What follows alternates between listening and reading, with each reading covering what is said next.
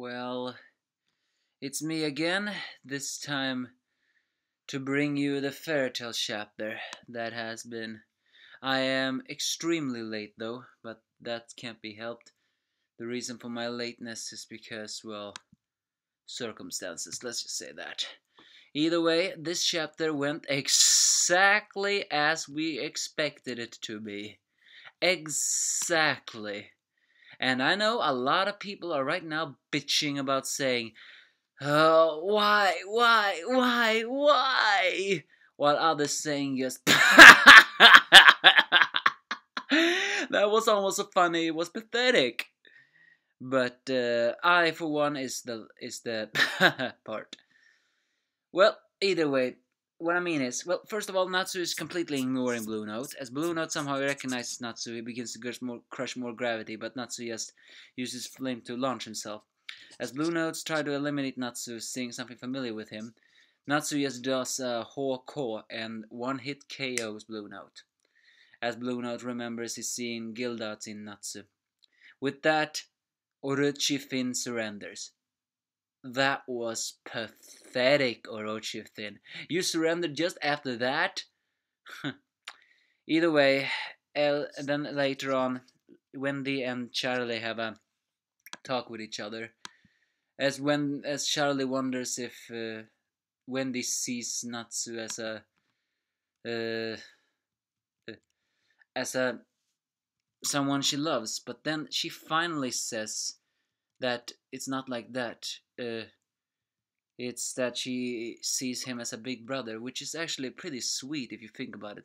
What it has always been suspected, of course, it's it's very heartwarming, at least in my opinion, that Wendy finally says that she sees Natsu as a big brother. As Charlie said, as no, not Charlie. Ugh. Sheila finally says that she wanted to prove this so she didn't have to worry about her.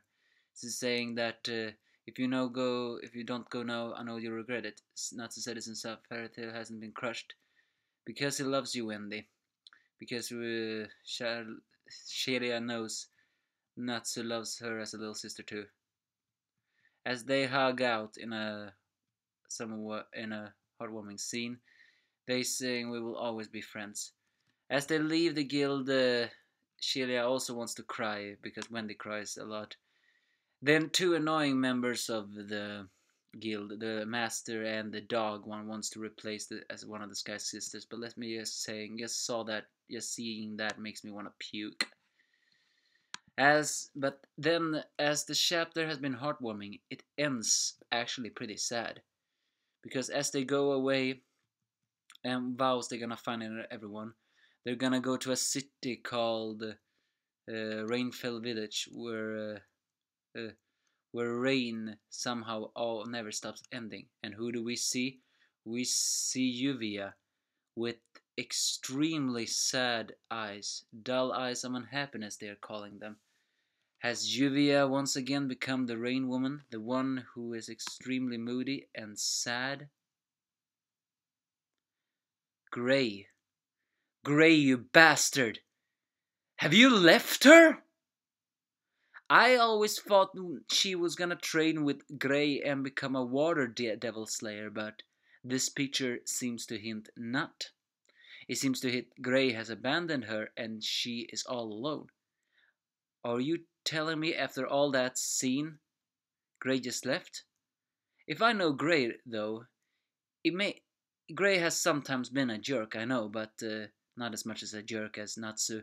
But what I mean is, when Gray does something, he usually does it for a good reason, although that good reason is not exactly very good at all. What I mean is, he wanted to sacrifice himself to do Deliora, but Natsu just punched him saying, "Quit running away." And he wanted to take care of Rufus for the honor of his guild and also for himself. And he wanted to defeat Tartarus for his father. So in a way, he maybe have done this for himself too. Maybe he just didn't want to endanger Yuvia. Which is actually pretty sad if you think about it, if this really is the case. Just seeing that picture of a sad Yuvia is very, very sad. That's basically this chapter. As I said before, I was late, but I hope at least someone watched. So give me your thoughts. What do you think has happened? And do you think it was a heartwarming scene with how Wendy sees Natsu as a big brother? And what did you think of this thing that Gray might have left Yuvia? Give me your thoughts if you have any.